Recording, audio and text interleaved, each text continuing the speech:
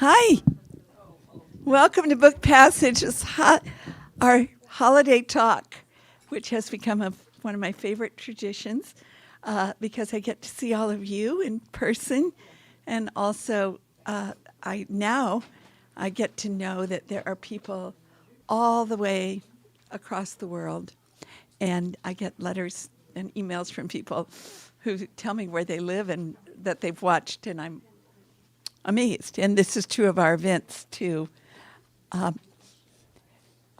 As you know, we started in business in 1976 with a store about the size of the room we're in right now.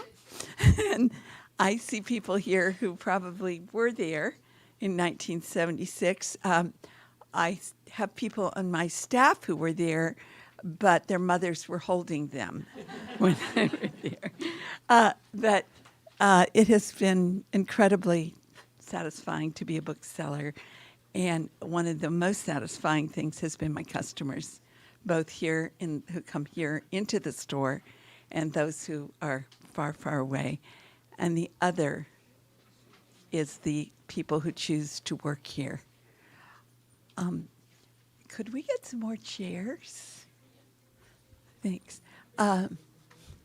So I just want to tell you that the people who choose to work here have made a life choice. They passed up Twitter when they could have made a lot of money and instead came to be booksellers where life is not quite so, shall we say, uncertain, but requires absolute dedication. And so today we're going to talk about some books, and we're delighted that we have you here with us. But what I want to tell you is there are going to be a small group of us talking about some books, but every person who works at Books Passage would like to talk to you about books. No matter what our jobs are, we are all people who are book addicts. And if you have any questions or you want to get books for your special people, you're going to find your favorite person either on the phone, online, or right here. The other people who have kept us thriving are the authors who have been so loyal to us over the years, and we've had the privilege of knowing some of them when they were working on their first books and who are now National Book Award winners. So we have a very exciting and thrilling life as booksellers at Book Passage. I'd like to introduce you to just a few Book Passage booksellers who are going to talk today. So if they'll come up, I'll embarrass each of them so that you'll know them a little bit about all of them. Okay. Louisa Smith is one of those people who work here who used to come in her parents' arms. I remember, I haven't told you, but you and your brother Sam having a little argument once over there in fiction. She has been a bookseller at Book Passage for 22 years? 27 years. 27. Where does the time go? She started out as a bookseller, then she became a manager, then she became a buyer, then she became head buyer, then she had a baby and she said she couldn't be head buyer anymore. Then we decided she had to be head buyer.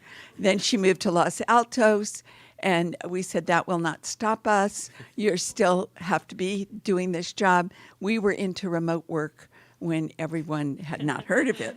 And Louisa is the reason. And now we have a number of us who don't come to work every day but work really hard. I found out that remote workers work 24/7, but it's the way it is. But Louisa, in addition to being in charge of our entire buying department and all of our buyers, she happens to also be the editor-in-chief of Mysterious Press. So not very busy woman. And next to me is Ari Ray Agnew. They are our children's expert extraordinaire, children's buyer, enthusiastic. I wish you could hear Ari Ray when she talks to the kid whose mother has brought her in, who said, I don't like any books. By the time Ari Ray finishes talking about stuff they have in common, the kid wants to work here. So thank you, Ari Ray. And Jonathan Spencer also, I think, grew up in this store and as a Marin County child. And he is now the assistant manager of our store and one of our lead author introducers and managers. So he's also the person who teaches new booksellers how to be booksellers. And that's almost like going into the priesthood. So thank you all. And I am so happy that I have these people and all of the people out here to be with me. I want to tell you about a couple new programs before we start. We have somebody who named Julie Carlucci, who's moving to Australia. That isn't stopping us. Julie is in charge of the First Edition Club. She's in charge of our personally picked Aunt Lydia book club. And now she's invented a new book club, which is the personally picked audio book club. And for $49, you could give someone for the holidays 3 months, or if you want to pay more, 6 months, 12 months, forever, of an audiobook that she will pick perfectly for that person. She'll email with that person. She'll text if they would prefer that. And she will make sure they, just like the Aunt Lydia Club, that they get exactly the books that they'll enjoy. She knows who reads them. She knows all these things. So this is a new program. It started today. So if you ask us for the details, we have them at the counters. But if we're a little slow, please understand. It's our first day. It is also on our website. We're doing Christmas wrapping. We wrap free all year long. But during the holidays, the wonderful volunteers from 10,000 Degrees come and wrap books for us. So you can get everything wrapped. And we're happy to do that. We also ship just about everywhere. We're not shipping to Moscow at the present time, but we do ship a lot of places, and we're happy to do that. If it's going to be signed and you want it personalized, just ask us, and we'll do everything we can. Not every author will personalize. Not every author will sign. But if we can, we'll get you anything you need. Deirdre Kidder is in the back over there, and she didn't want me to introduce her, but she is our retail manager. And if you think the store looks great and the staff is great, thank Deirdre and Jonathan. They are the leaders of this staff. She'll be talking to the people who are here after we have our online talk. So, may I have a pile of fiction books? Just a few. So I'm kind of like my late mother. She would come to visit us, and she would have 5 suitcases filled with beautiful clothes, and she would be staying 4 days. And I would say, why do you need all these suitcases? And she'd say, well, I can't leave any of my favorites at home. And that's how I feel about the books. So I'm going to go quickly through some, and I might skip some because this isn't, I think you want to hear about more than what I'm talking about. I do want to mention paperback fiction because great paperbacks are a wonderful little gift, great dinner gift, a great stocking stuffer. I just pulled 3 fiction books I love.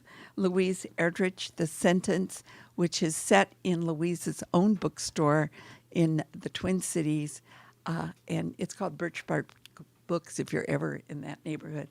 There is a ghost. There is a woman who has, shall we say, a record, and it also happens during the George Floyd murders. So this is an amazing book. My Monticello by Jocelyn Nicole Johnson was one of our first edition picks. It really is set in a time in the future when people have to get safe. White supremacists are out there. They're looking for black people. And a young woman who is actually a descendant of Thomas Jefferson through his extramarital activities, has become a guide over at Monticello, and she knows where everything is. So she takes a group of people, and they live in Monticello as they're trying to not get involved with these other people. Very exciting and a wonderful award-winning book.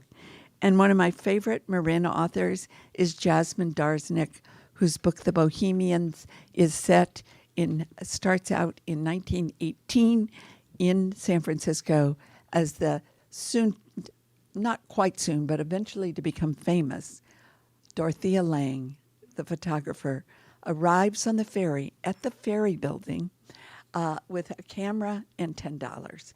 And even in 1918, $10 wasn't enough. This is a great gift for anyone. Now I'd like to talk about a couple of hardbacks.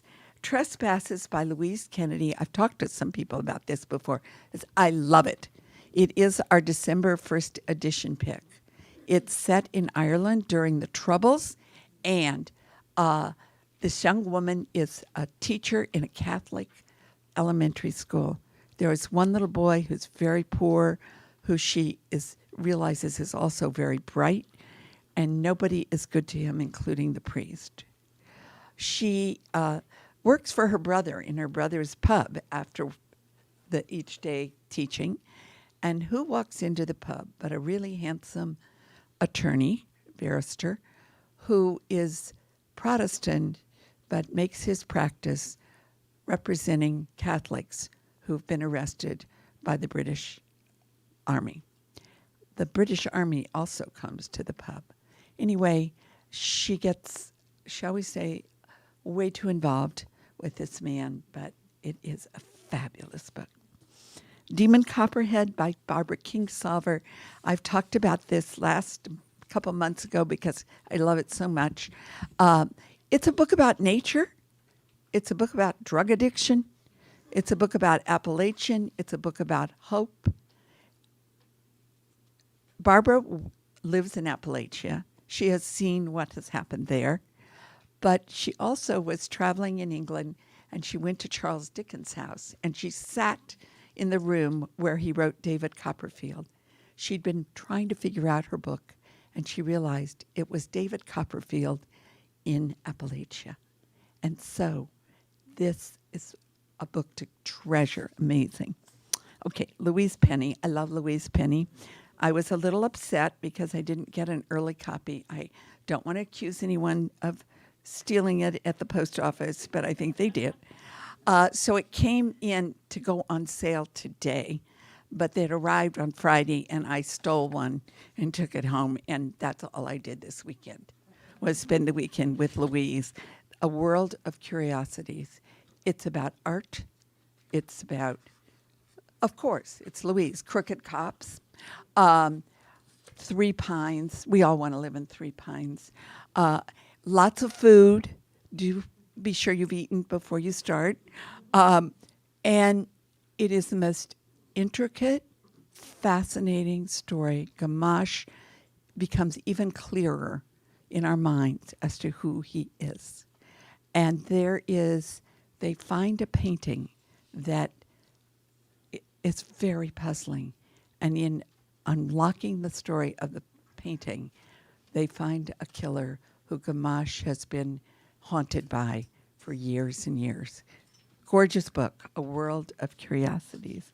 And besides, I've always wondered what Three Pines looked like, and now I know.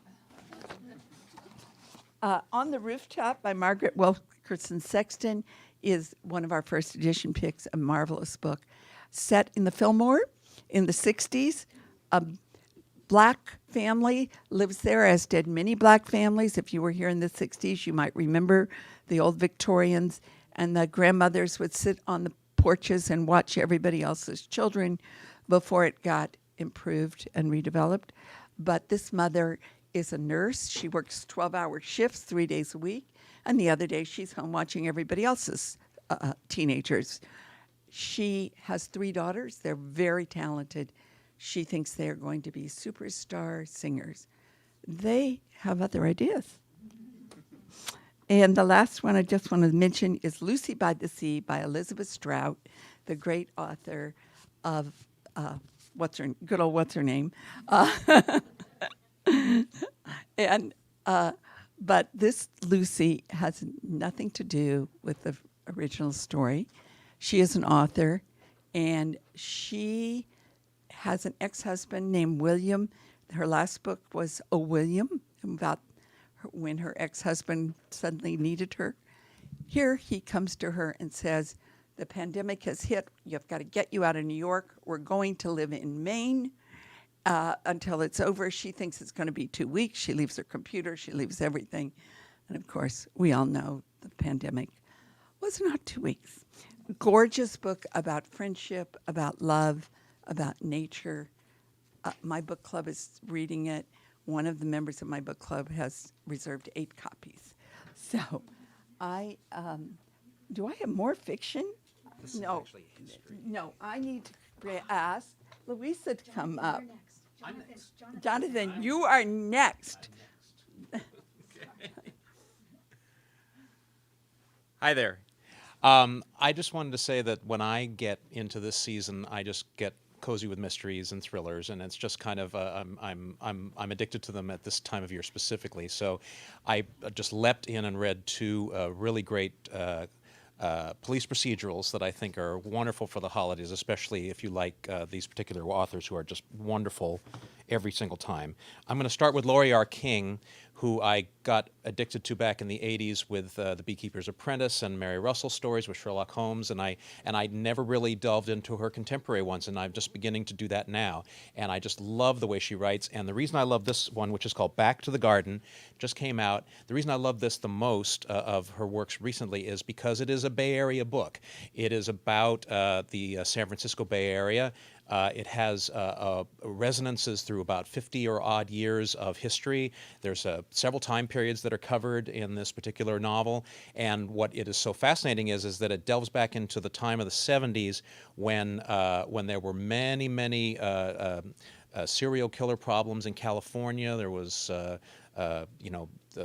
all kinds of the Night Stalker and Charles Manson and up and down California. This one is concerning a cold case unit. So the lead investigator for this is a friend of our lead protagonist, who is Inspector Raquel Lang. She's on disability and she needs something to do, so she's assigned to this multi-county task force to look into the history of this one particular serial killer called the Highwayman. And they're searching for things because he's dying. They think they know who he is, and he's kind of doling out information a piece at a time. And he's doing it for kind of psychological one-upmanship reasons. And so she's developed a relationship with him. And so she's the youngest person on the squad, but she's managing it. But the fascinating part is when this all begins to intersect with a story on an estate in what they call Central California, which I think it's been moved slightly south. It really is probably more likely like Filoli in Atherton area there, and it's this wonderful house and gardens owned by a robber baron family that goes back way back, and a young member of that family in the past has taken over the property and turned it into a commune. And so there's a concert. It's like Altamont. It's just all this flavor. And what I laughed about the most when I read it was I grew up here, and so there's little touches of old Bay Area all throughout this. And if you ever saw an Alpha Beta commercial on a television show, and saw that that little jingle rings in your head, she put it in.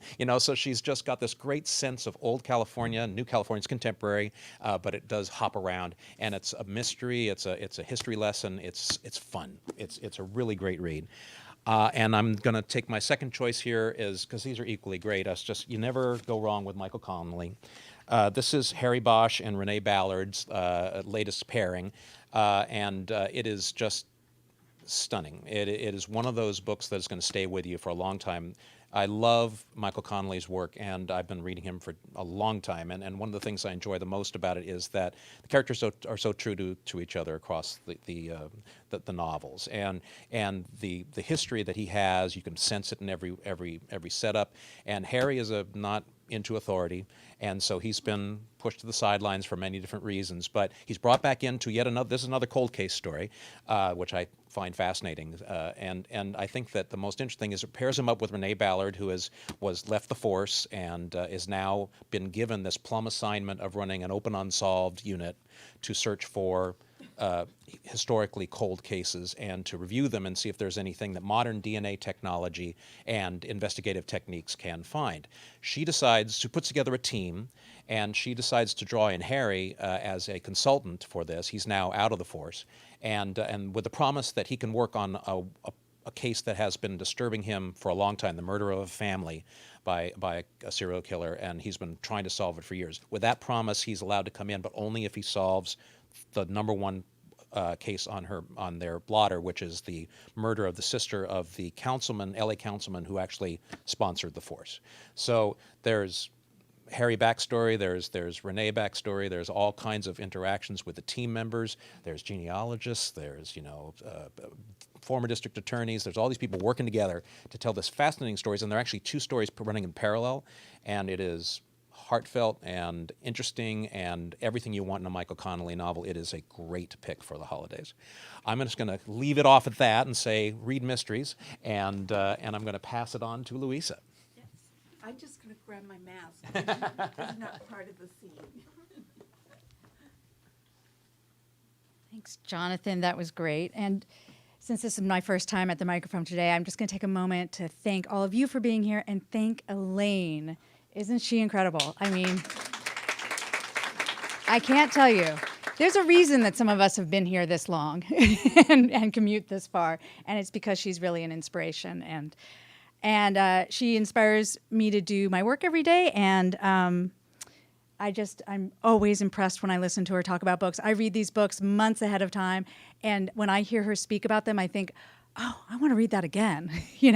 She's incredible. So, and also like her, inspired by her, I have two big piles of books to talk to you about because I also cannot control myself. But I was thinking when Jonathan was speaking that the thing that ties all of these books together really are great characters. There's a lot of different stories you're going to be hearing about today, a lot of different kind of plot lines or different approaches to stories, but you should know that the thing that I think we all love most about every single one of these books on this list, the ones Elaine talked about, the ones Jonathan talked about, the one I'm going to talk about, is great characters, great people that you want to spend time with your books. I mean, that's why we stick with the books. Those are the books that stay with us. So, just know that as you're going through this list. We fight over which ones we get to talk about. And I won on this one. This is Rabbit Hutch, and you may have heard about it recently because it just won the National Book Award. And we're especially proud of this book because it was, as you may guess, a first edition club pick. It is a completely original type of story that is both incredibly intimate and also can kind of span out where you sort of kaleidoscope out and you see the greater picture of it. It takes place over 1 week in a apartment complex in the middle of America, a very rundown apartment. A traumatic event occurs to this young girl, Blandine, and then you move to the different people living in the building, which is referred to as the Rabbit Hutch. And there are different perspectives and different storylines, things that are happening in their life, their conflicts, their everything. One of the chapters is it's all illustrations, because that's how one of the characters speaks. So it's a beautiful literary work, very complex, and really something that stays with you, unlike anything I've read ever, probably. So a wonderful gift for somebody. Another wonderful thing about reading, there's so many wonderful things about reading, but we're not going to go through the whole list. But I think almost all of our favorite things is traveling through reading, either through place or time. Whalebone Theater is an incredible experience for that. It starts 1928, England, a young orphan girl, as so many English stories start, right? Young orphan girl in this incredible house with character, her family and odd, eccentric people, discovers a whalebone carcass that has come ashore and decides to use their, these giant ribs to turn it into the Whalebone Theater. They're going to put on King Lear. It's just wonderful and delightful. And then, this is what makes it so wonderful, this book, is you then are swept into this adventure story. It's the beginning of World War II. And she and her cousin, who used to act in the Whalebone Theater, are now parachuting behind enemy lines to fight the Nazis and the spies. So it's this wonderful, imaginative, adventurous novel. And Joanna Quinn really pulls it all off. So a really fun book to read. And then something that's much more sort of a moving read, the Matthew Quick. You may remember Matthew Quick because he wrote the Silver Linings Playbook. He knows how to pluck those heartstrings. And boy, he he did it in this one. It takes in this small town where a traumatic event has occurred. And this one man, the whole town is really trying to recover from it. This one man, he's especially grieving because he's lost his wife. And people think of him as a hero, but he doesn't see himself that way. So he's struggling between how people are treating him and how he feels when he takes in a young, troubled man from the community. He's visited by the vision of his wife. He's sure that his wife is his guardian angel, visiting him every night. And he tells this whole story through letters that he's writing to his Jungian therapist, analyst, who is not replying to him. So he's going a little bit crazy because he wants to process all of this. That all sounds super heavy, doesn't it? But the magical thing that he pulls off is this is actually a really hopeful book. This is about the angels in your own life, or the angel that you can be to yourself in your own life. It's a really moving, beautiful, you end up just feeling kind of elated from this experience of reading this book. It's beautiful, really moving. It's a favorite of a lot of the staff here. And then, because apparently I have a type, another book that we all want impossible things. This had a beautiful book review in the New York Times where the lady said, there should be a category of books that is simply titled, Books That Are Too Sad to Contemplate, but I Love So Much I Can't Put Them Down, which is really unwieldy, and we could not put that on the top of any of the bookshelves here as a category. But it is true. If you loved Celestine or those kinds of books, this is a beautiful book about a friendship, really. It's a woman whose best friend is dying of cancer and has to move to hospice, and is moving to a hospice near her, so she's going to take care of her. Now, that sounds like maybe not holiday fare, but I have to tell you, I laughed out loud on almost every single page. These people are messy, they're complicated, and they are, the way when you have nothing left to lose, just letting it all hang out. It is so funny. This book is so funny and moving, and really what this book is, it's a book about friendship. It's a book about the love that you share with people that isn't romantic love necessarily, but love between family members, love between the people that come into your life. And it's a big-hearted, wonderful book. I have to tell you, I bought this for all of my friends, and they all had the same sort of just loving it reaction to the book. It doesn't sound like the thing that maybe you want to share in the holidays, but really the holidays are about family and love and the people that you count on in your life. And it is, I promise you, it is really funny. Really, really funny. And then because we have to talk about a mystery, since I love to talk about mystery, a new voice in mysteries that's just it's a wonderful and beautiful way to travel around Europe, really. That's my excuse. The Bequest. The author, Joanna Margaret, is a historian. So it's a really interesting look into the world of being a historian, the kind of research you do. You go to these countries. She's gone to Scotland where she's studying because she wants to escape her life here in America. And once there, in this beautiful sort of blustery, I always picture it as a castle. I guess it's a college, but I picture it as a castle, on the cliffs in Scotland. She's going to study serious Italian history. And she gets swept up in a mystery when one of her friends goes missing that takes her across Europe and back 400 years as these interlocking mysteries. Sort of, she's deciphering them. It's wonderful, and it's an adventure, and it's beautifully done. And I think that's it for me for right now. Elaine? For now. Only for now.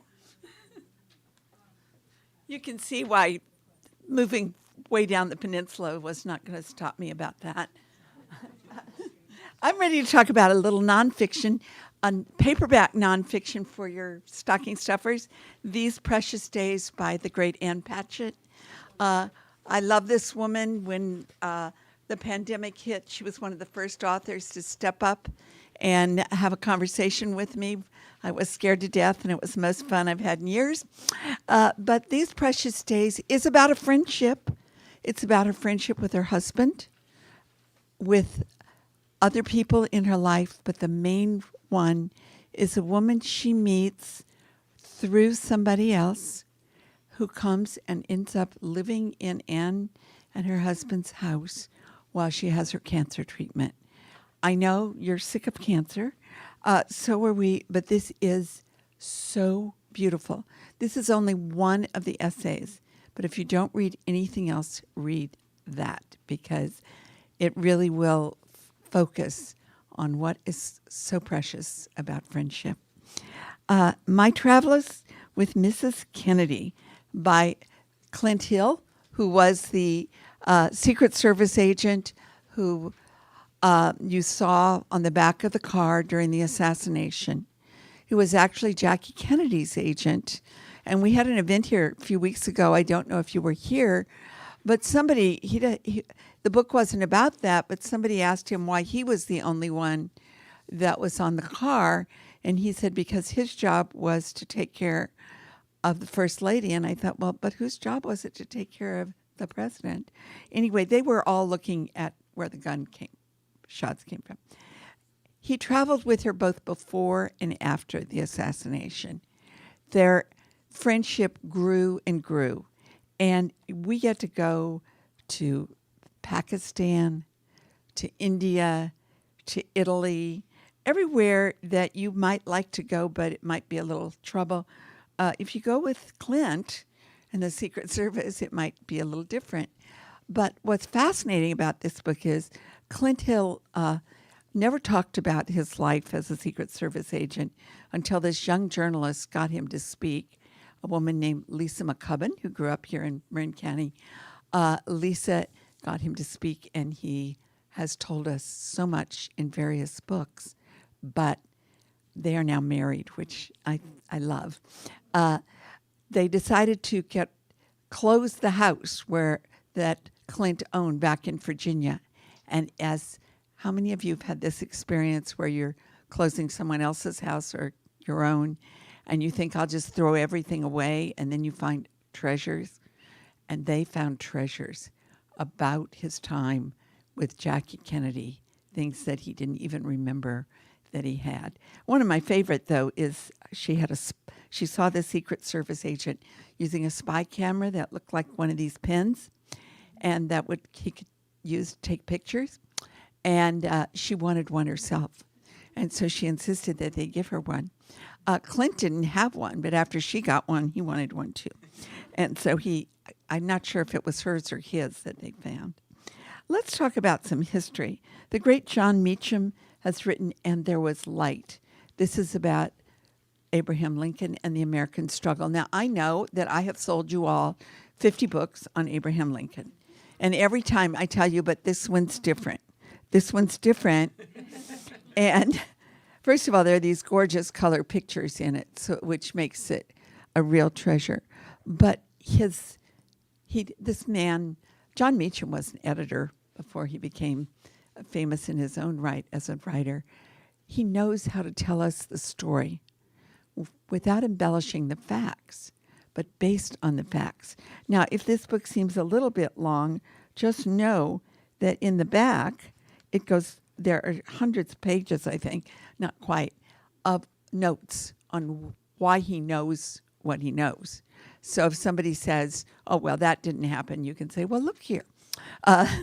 This is a great book and a wonderful gift, as is The Revolution, Samuel Adams by Stacy Schiff. Stacy Schiff, you may remember her from Cleopatra and so many other great books. And if you've been hanging around Book Passage, you know we've had literary lunches right here in this room with Stacy Schiff. This time we had a big event here that was just amazing. And Samuel Adams, I knew he wasn't just a beer, but I wasn't quite sure. And it's embarrassing because I used to be an American history minor in college. And I thought, I don't really know much about Samuel Adams. What a fascinating character. First of all, he was a journalist. He had a newspaper, but he was also a rabble rouser of the we think for a good cause for our revolution, but he caused all kinds of havoc for the British and got people together and made people want to revolt. And it's a lot to get people who are very comfortable slave owners on plantations to decide that they should revolt against the British. I know that we all know about the ride of Paul Revere saying the British are coming, the British are coming. The truth is the British were coming after Samuel Adams because they thought if we can kill him, the whole thing will fall apart. Didn't get him. And one more I want to mention is Solito, the book by Javier Zamora. You can give this book to a person who's 92 or someone who is 12. Javier was 9 years old when he came across the border with a coyote. His father had left El Salvador when he was an infant. He had never really seen his father that he remembers in person. A few years later, they found out that the gangs were after his mother, and she had to leave. And finally, at 9 years old, the family found a coyote they felt they could trust, and they sent him to across the border. And this is the story of that journey, which is absolutely amazing in the kindness of people as well as the difficulties. He met his parents in Arizona, and I cried when they brought him home. They crossed the Golden Gate Bridge, and he knew this was home. He grew up in Marin County. He is also an award-winning poet, and I feel that this is, if you're going to read one book about the migration, this is the one. And I think Louisa might have a few goodies for us. You could also give Solito to a teenager. Mm-hmm. It's appropriate for them, I think. So thank God Elaine reads the big, giant 1,000-page books on Abraham Lincoln and Samuel Adams, because I just want to read about pirates. And so I fell in love with this book. It's called The Pirate's Wife, Remarkable True Story of Sarah Kidd. There are remarkably few books about the pirates' wives. These men were often married and had wives. And Sarah Kidd was a remarkable woman in her own right. She was a socialite. She'd been married before. She had opened a store. Her husband helped her open a store, and he had died, and so she'd lost everything. She'd married again, but she had fallen in love with Captain Kidd. And so when her second husband died, she ended up with Captain Kidd. Now, Captain Kidd, at that time, as many of you probably know, being a pirate was a privateer is what they would call themselves. It was actually a career that you could have. And he got commission to go and attack all this French fleet. And unfortunately, he passed away. But she had become this outlaw, and she never revealed where his treasure was. So it's a really fun look at an interesting time and an interesting woman, and something that is very different from our day-to-day, which is always fun to read when the day-to-day gets a little bit too much. So that's a wonderful one, The Pirate's Wife. And then speaking of interesting women, this is a really unusual and delightful book that we've all fallen in love with. It's called The Only Woman. And it spans 20 countries from the beginning of photography until present day. And what it does is, with all these famous photographs, it talks about the only woman in the photograph. So some of these, they're from shipbuilders. Some of them are groups of journalists. Some of them are groups of scientists, groups of actors. It spans every profession you can think of, every era, every country. It's really interesting, and the stories are really fascinating that they bring up. So I don't have my reading glasses on, so I can't read to you from it, but I'm going to hold it up for you. It is, and there you see her right in the middle. It's a really wonderful gift book. Again, this is the kind of book that I give not only my teenage daughters, but I give my mother. You know, it spans who would want to read it. It's a really wonderful, wonderful book. And then something that is anybody my age is going to fall in love with, which is the new Bono biography. He spent a long time writing this, and he really wrote it. And it's not just a book of, oh, I'm a rock star, this is so cool, you know, like all my rock star friends. It's also about being married, being on the road, the people that he's come in contact with over the years, the insecurities he has about his own songwriting. It's about why he wears sunglasses because of the problems with his eyes. It spans everything. It's a really wonderful book. It's much deeper than you would imagine from a rock star, but it is just very moving and profound. Anybody, any Gen Xer is going to be super excited to get this book in Under the Tree this year.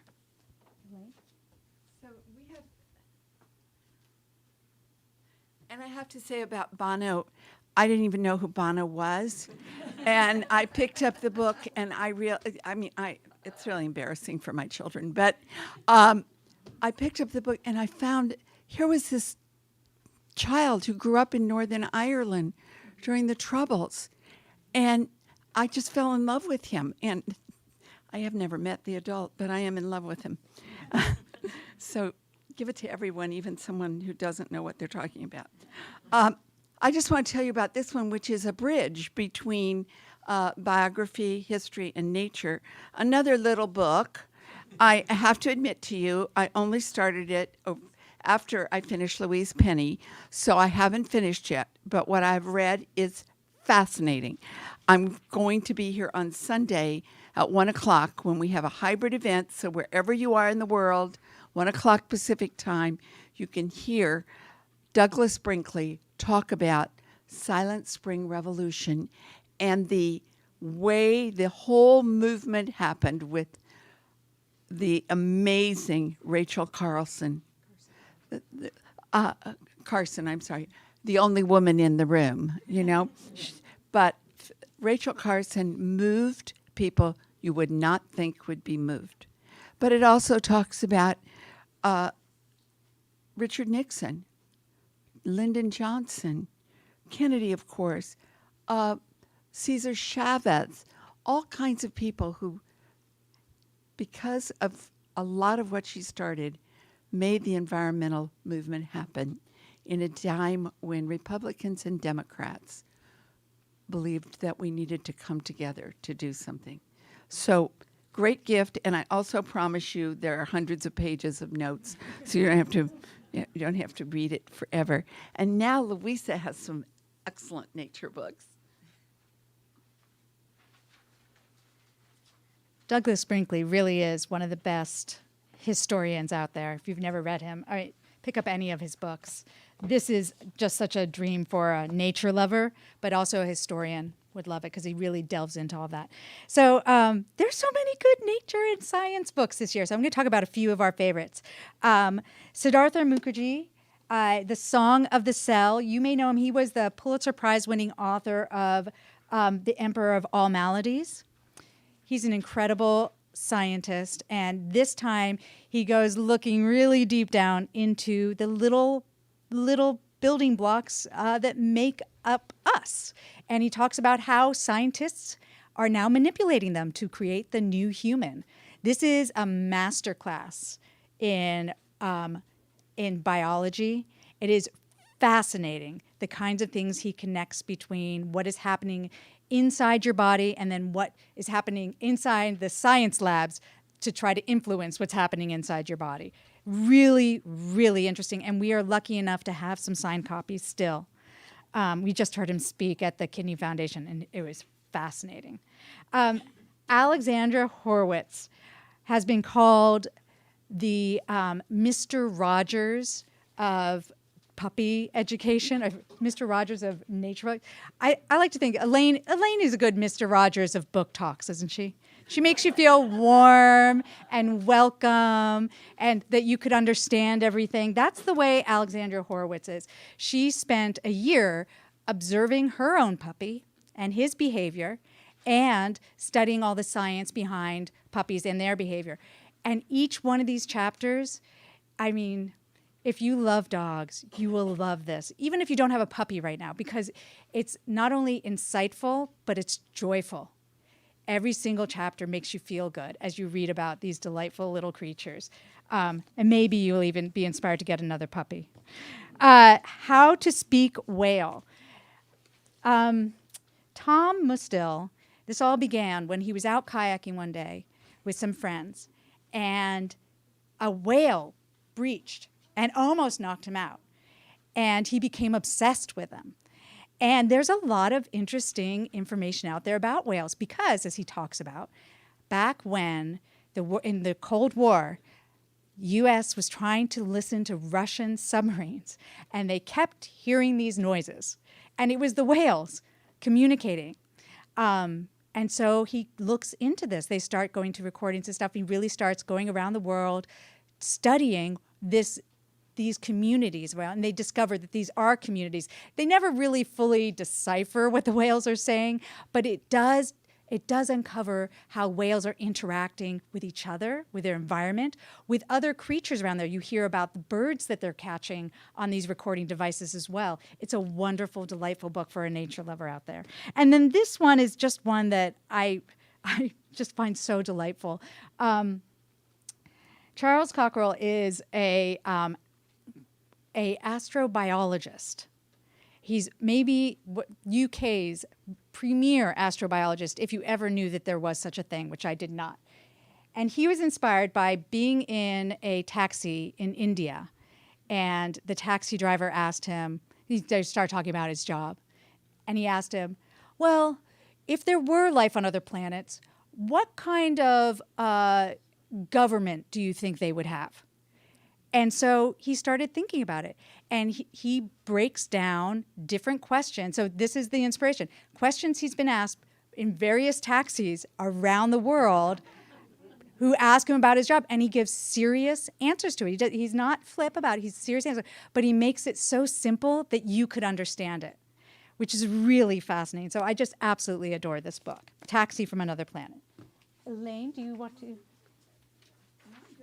We're going to do some arty, gifty, some nice gift books. But the first one you need to give everybody is Musical Tables by Billy Collins. His poetry is so accessible.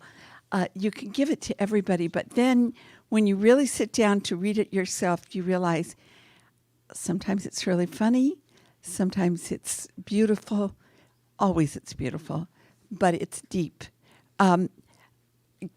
You can give this to a young person. In fact, I've seen Billy Collins talk to teenagers who walk in the room and say they're not interested in poetry, but their teacher made them come, and who walk out with a little notebook deciding that they are poets too.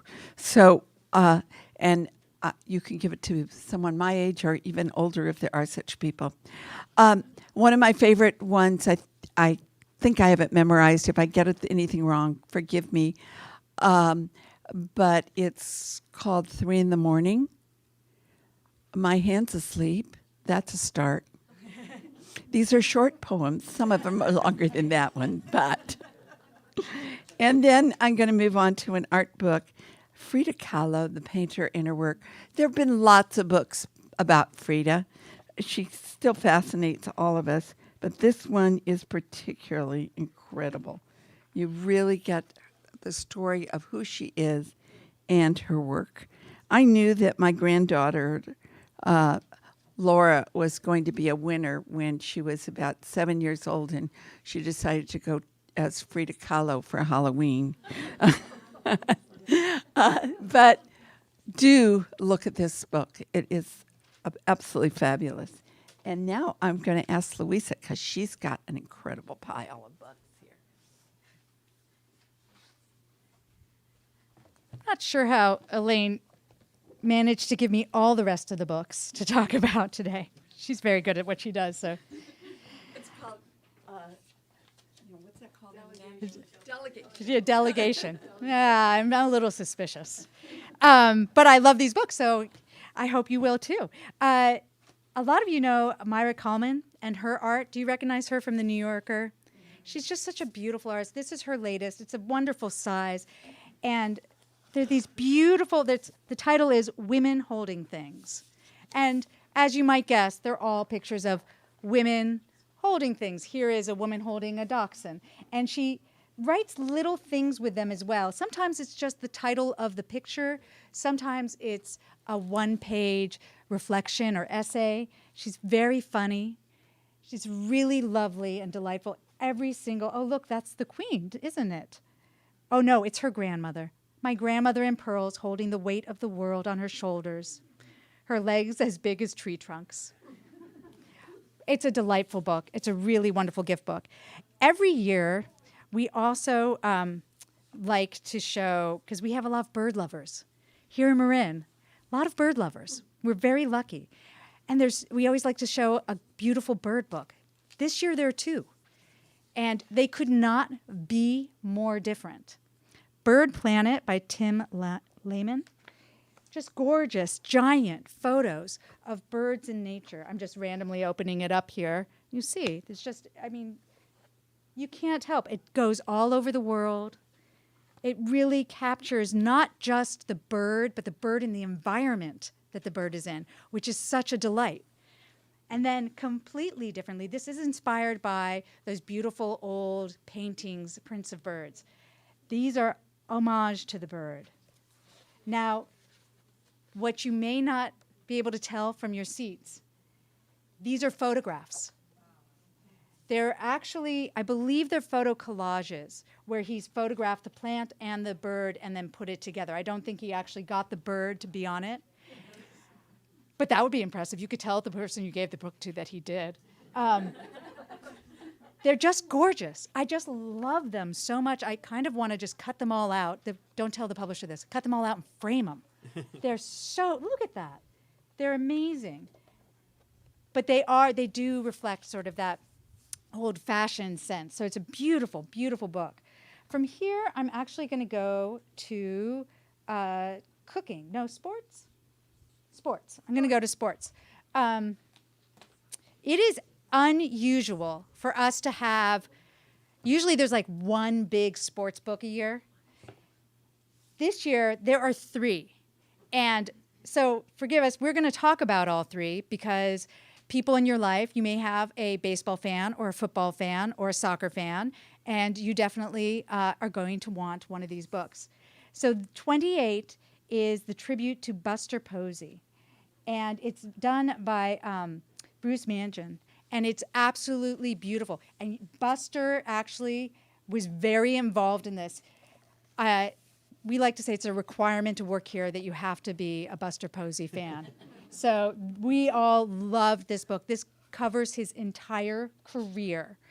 And if you have Buster Posey fans in your family, and I'm guessing you do because you're all people of exquisite taste and judgment, then you are going to want this book. It's just absolutely delightful. Oh, thank you. Jonathan's going to help me with this because this one's heavy. Field of Play by Michael Zakaris was a photographer for the NFL for something like 60 years. Covered everything. Was at all the Super Bowls. And we're lucky enough, go ahead and open it, is that he was actually, we have signed copies. He was actually the staff photographer for the 49ers. So while this is a NFL book, it means a lot to those of us here because a number of the photos, in fact, a good number of the photos, are photos of our local teams, the 49ers and the Raiders, actually. So it's a wonderful, big, oversized celebration of the NFL and the NFL history. Thank you. Okay, thanks. I can do the rest. Yeah. And then for anybody that's been a lifelong lover of soccer, or maybe you have just started watching it this past week because it's been kind of fun to follow what's going on there, Gods of Soccer. This is written by a podcasters, Men in Blazers, and they are known for actually being quite funny. So a lot of this is pretty tongue-in-cheek and funny. And they've compiled their top 100 list of top soccer players of all time. And it's sort of to inspire you to think about, if you love soccer, who you are. And some of them are women, and they come from all different leagues, and they come from all over the world. And some of them are just fabulous stories, like the soccer player who has one leg 6 inches shorter than the other. I might have exaggerated that, but it's a good story too. But these are just wonderful. They have great images with every single one of them. And it's wonderfully written, just very, very amusing. So a great book, Gods of Soccer. Okay, we're going to move to cooking very quickly. A wonderful California book is called California Soul. It has a foreword by Alice Walker. It's Alice Walker. Oh, it's Alice Walker. Either would be appropriate, and last time that I did this presentation, I got it wrong. It's Alice Walker. Didn't she work for Alice Waters? She did work for Alice Waters. We are totally confused here. But either is fine. You can tell everybody, yes.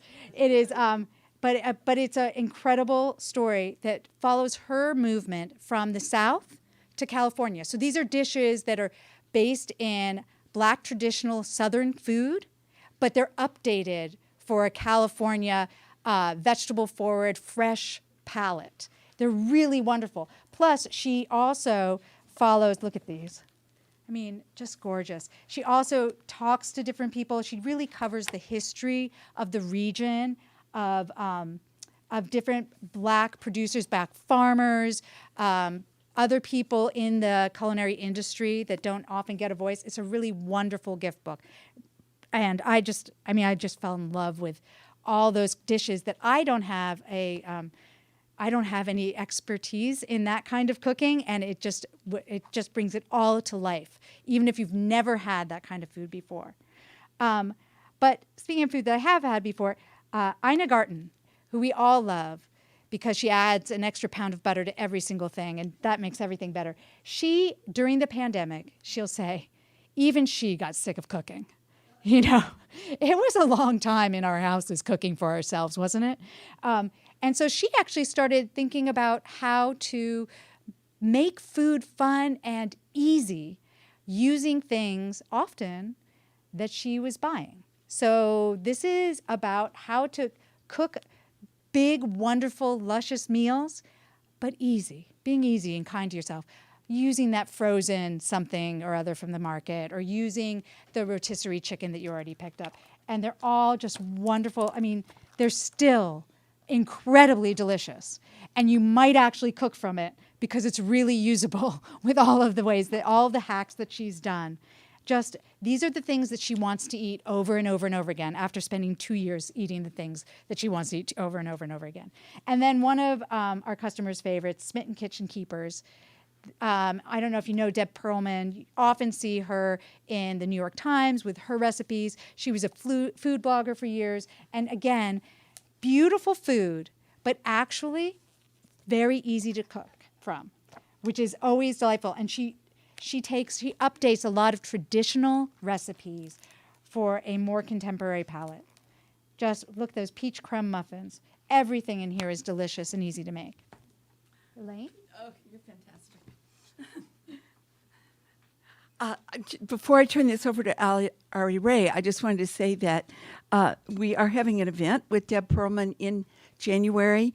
The in-store event is sold out, but you can give somebody the online experience. So go on our website, and now you'll have a really easy Christmas present to give somebody because they'll have a fabulous experience. Now, to have a fabulous experience, we're going to meet Ari Ray, and you are going to forever say, well, I don't know what to get that kid. I'll just call Ari Ray. Because you need space. Kids' books are big. It's true. You can call me at any time, preferably on the store phone, though, and I will be more than happy to help you find books for any kid or young adult or even 20-something, which is where I fall. To start us off, this is a phenomenal board book for kids. And a lot of these books, I'm going to talk to you about, I'm going to tell you about them. This is one I really don't need to talk to you about this because it just sells itself. This little star in the back glows when the book is turned on. There's musical instruments. Twinkle, Twinkle, Little Star by Nicholas Slater. It's such a phenomenal gift for any child. It plays a line of the song on every page. And then at the very end, with this glowing star, they all come together. It's so sweet. It's so beautiful. I love it so much. And then we have some picture books. You might remember The Book of Joy by Desmond Tutu and the Dalai Lama. This is the Little Book of Joy. It takes the stories and lessons from that book and it gives them to a child. It's so beautiful. I cried the first time I read this book. It's so, so sweet. This is a great book for kids. I'd say about 3 and up. It's phenomenal. I don't think it gets much better than The Book of Joy. Who doesn't love joy? Lizzie in the Cloud by the Fawn Brothers. This is a bit older picture book, at least 4 and up, but maybe even 5 and 6.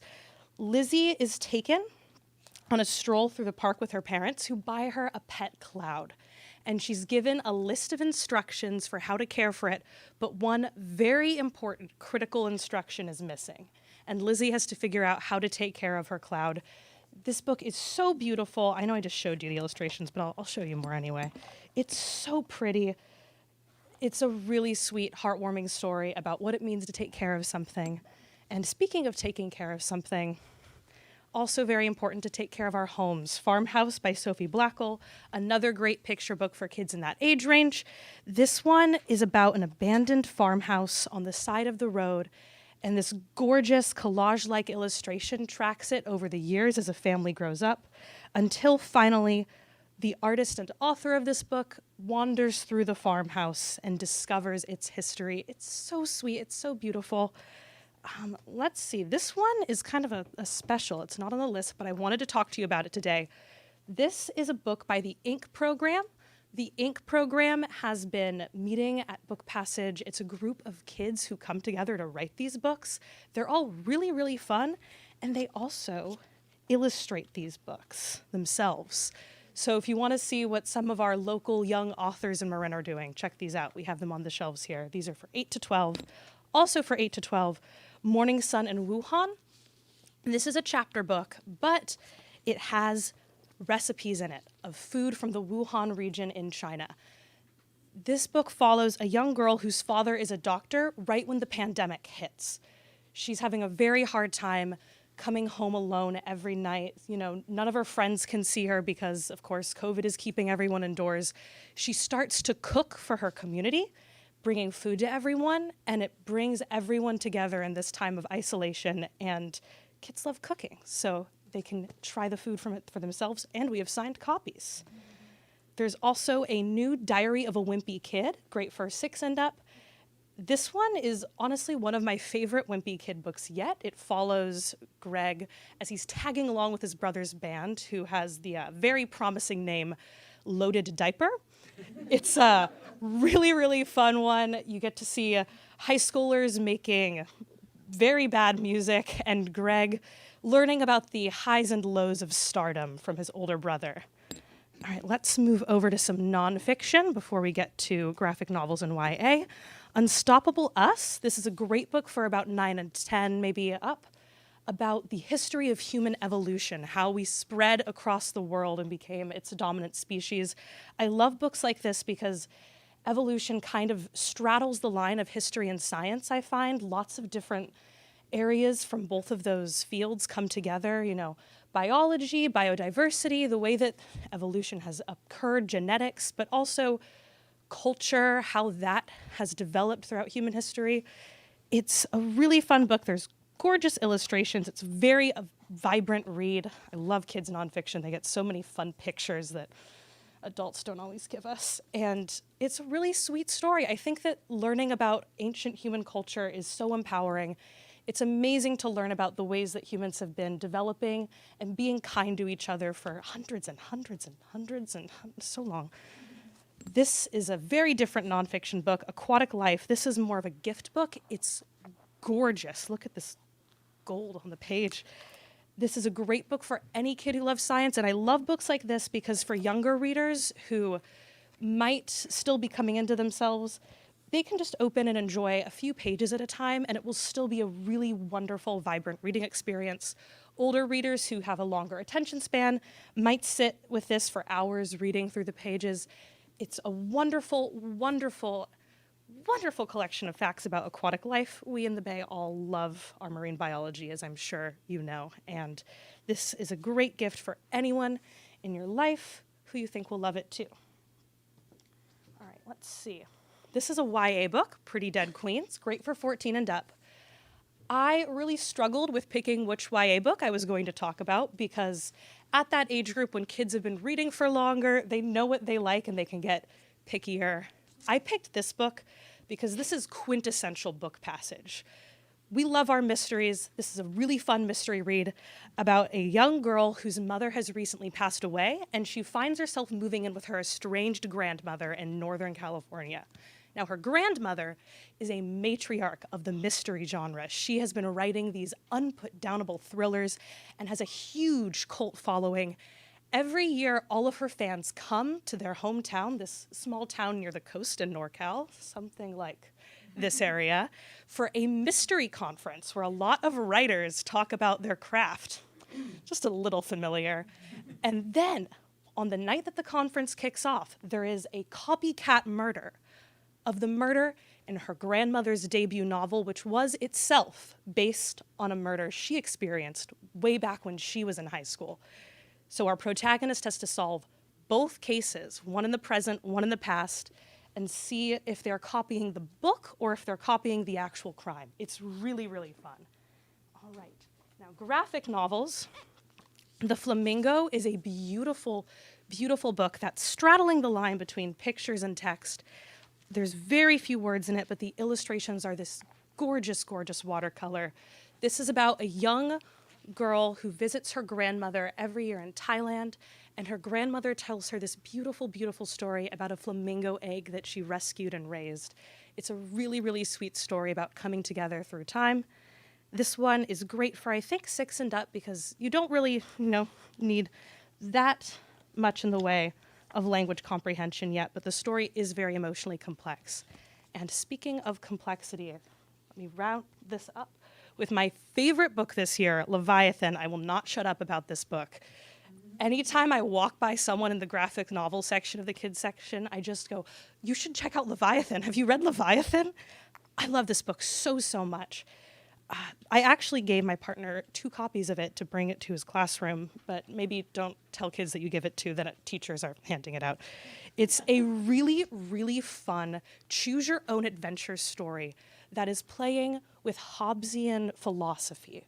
Leviathan is referencing that old philosophical text, the Leviathan. Life is nasty, brutish, and short. A strong person has to take everyone together and lead them the right way. It's about what it means to have the power to make a choice and how you use your choices. Is it better to have a choice or to give that up to someone else? This is great for 9 and up, I'd say, because it is getting really complicated, but not so complicated that they won't be able to get it. And it's laid out almost like a choose-your-own-adventure video game as well. So if you have kids in your life who are struggling with reading but love, love, love the video games, this is a fantastic book to give them. It's so good. I couldn't stop thinking about it after I read it. I was only going to read like 2 pages and then I was sucked into it for hours. It's so fantastic and it will fit in their stockings. So I will leave you with Leviathan. And before I wrap this up, I just wanted to point out this beautiful little tree here. Every year we donate books to kids in this area who need them. Thousands of books every year. So please consider buying some of these books for the Giving Tree program if you don't have someone in your life to get them for. Thank you so, so much. Thank you so much. Woo! Well, this is, I guess they're trying to tell us we've talked about enough books. Deirdre Kidder is, as I said, our amazing retail manager, but she knows all about the gifts that we have here at Book Passage. For those of you who are online, I know you have to go, but please be in touch with us, call us, email us, and just, whoops, this is, forget it. thanks to all of you and those of you who are watching online, you can request a list of the books we chose today, and they'll help. You can click on the book and you can learn more about it. You can also, I think there's going to be by tomorrow, maybe today already, a catalog that Louisa made of all of our favorite books, and it looks like our old newsletter, but in fact it's online. So please let us know what we can do to make your holidays great. And Deirdre will help make